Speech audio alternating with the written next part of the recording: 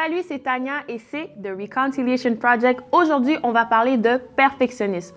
Il y a des gens qui pensent que c'est une qualité et il y a des gens qui pensent que c'est un défaut. On va voir ça ensemble.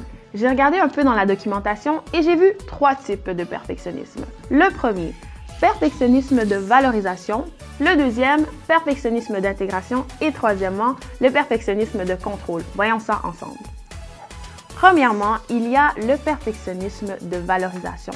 Ce genre de personnes-là, laisse-moi te dire, OK, ils doutent constamment d'eux-mêmes et ils cherchent à avoir de la valeur. Donc, pour eux, ils associent leur performance à leur valeur. Ça fait en sorte qu'ils vont toujours s'établir des standards d'excellence qui sont humainement impossibles. Et aussi, ces personnes-là vont toujours se chercher des nouveaux défis. Mais quelle émotion que ça crée à l'intérieur d'eux? C'est une fatigue constante, un stress important. Puis vraiment une insatisfaction qui est importante aussi parce qu'ils sont juste jamais contents. Il y aura toujours une manière de faire mieux. Donc ça, ce sera environ un perfectionnisme de valorisation. Deuxièmement, il y a le perfectionnisme de contrôle. Ces genres de personnes-là, ils ont super peur de tout ce qui est imprévisible. Donc, ils vont essayer de tout prévoir, de tout contrôler en avance. Ça va créer en eux beaucoup de peur, encore une fois, et beaucoup de stress et de fatigue. C'est épuisant d'essayer de tout contrôler. Troisièmement, il y a le perfectionnisme d'intégration. Ce genre de personne-là a un besoin de se sentir aimé, mais d'une manière tellement importante qu'il associe sa valeur personnelle à ce que les autres pensent de lui. On appelle ça l'estime de soi sociale. Ça va faire en sorte que cette personne-là va masquer ses défauts, va pas agir de manière naturelle parce qu'elle a peur de décevoir. Elle a peur que les gens ne l'apprécient pas, de ne pas se sentir intégrée dans un groupe ou dans un groupe d'amis. Donc, ça va être difficile parce que ça va laisser chez cette personne-là toujours une pression de toujours être parfaite, tant au niveau physique que qualité. Il ne faut certainement pas que cette personne-là ait des défauts parce qu'elle ne va pas se sentir intégrée. Elle va se sentir rejetée tout simplement. Il faut rajouter que ces personnes-là, lorsque c'est trop difficile pour eux de répondre aux attentes de leur environnement, bien, ils vont souvent s'isoler.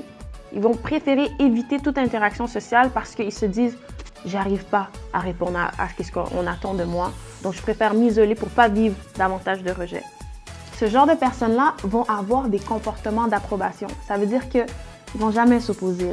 Ils vont toujours chercher à plaire, à ne pas déranger ou à faire plaisir à l'autre pour se sentir aimé.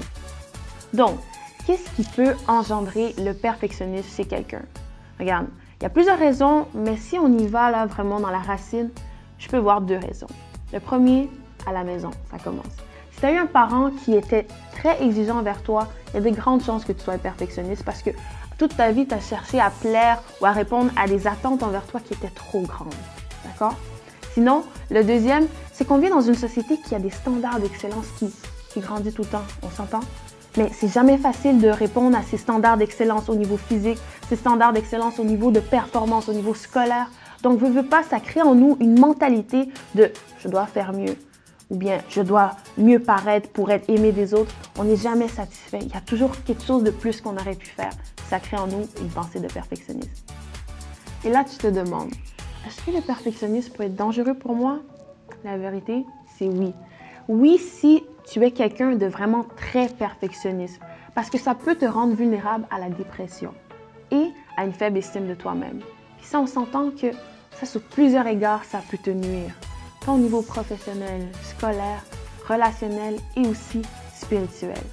Alors, c'est tout pour moi aujourd'hui. Mon nom est Tania et c'est The Reconciliation Project. N'oublie pas, le chemin, la vie et la vérité sont à notre portée. Sois béni.